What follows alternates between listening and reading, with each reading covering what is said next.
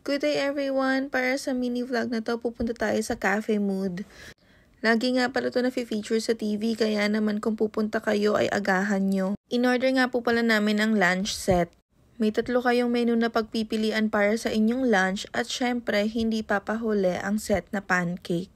Kung may alaga kayong anaconda sa tiyan kagaya ko ay lunch set nang inyong piliin. Order ko nga pala yung chicken with tartar sauce. At para kay ate naman yung shrimp na hindi ko alam yung tawag. Napakasarap din pala nung kape nila dito guys. Para sa aking pancake, salted caramel syrup with ice cream vanilla.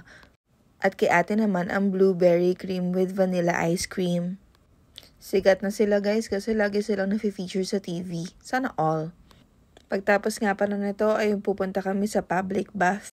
Sawa na kasi kami maligo sa bahay kaya makikiligo naman kami sa iba, char. At dahil weekday kami umalis, wala masyado sasakyan sa expressway. Nag-offer nga pala ako mag-drive kaso sabi ni ate mahal pa daw niya buhay niya. So ngayon guys, malayo-layo yung mararating namin para makaligo lang. Di naman kami naliligo sa bahay, char. Dito nga pala kami sa Caria Highway Oasis. Malapit na nga pala to sa airport. Hindi naman talaga dapat kami dito maliligo kaso nakita niya sa TV, maganda daw dito. Yan nakasulat Natural Hot Spring. Nabasa ko pa nga lang yung pangalan, feeling ko matatanggal yung mga libag-libag ko.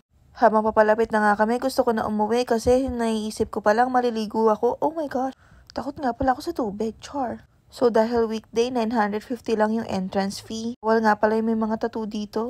Tips ko nga pala pag pupunta ka sa Japan, yung payong kailangan mo i-secure.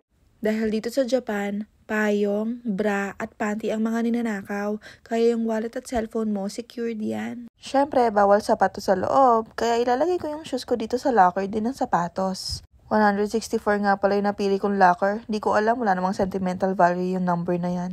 Pagpasok nga namin sa loob, bibigyan ka ng bracelet. Yung bracelet na yan ang gagamitin mo sa lahat ng transaction na gagawin mo sa loob. Bago ka lumabas, tsaka ka magbabayad. So kapag may gusto ka sa loob, lahat paperless.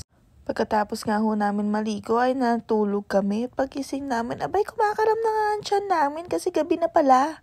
So in-order ko nga pala itong karage teishoku. May shawamushi na kasama, ang sarap. Si ate naman, chicken din yung in-order. Kaso may mga vegetables naman, healthy living siya eh. Ako hindi, char. Masarap nga pala dito, kaso napakabagal ng serving. Simbanggal ng internet nyo sa bahay, char. So tapos na kami kumain, magbabayad na kami. So again, i-scan nyo lang yung bracelet nyo dyan sa scanner. Tcharan! Lalabas na yung bill nyo. Sa akin nga pala nakalagay lahat nung kinain namin. Baka sabihin nyo magastos ako. Pero syempre, totoo naman talaga yun. Haha. After that, pipili kayo kung paano nyo babayaran. Kung cashback, credit card, o bahala kayo sa buhay nyo. Mag 1, 2, 3 na lang kayo. After paying, huwag niyong kakalimutan yung QR code na lalabas sa machine. Kasi hindi kayo makakalabas sa buhay ko pag wala yun. Ay, char. Siyempre, bago umuwi, kukunin ko yung sapatos ko. Alangan naman maglakad ako papalayo sa buhay mo. Ay, char. Iba pala yun.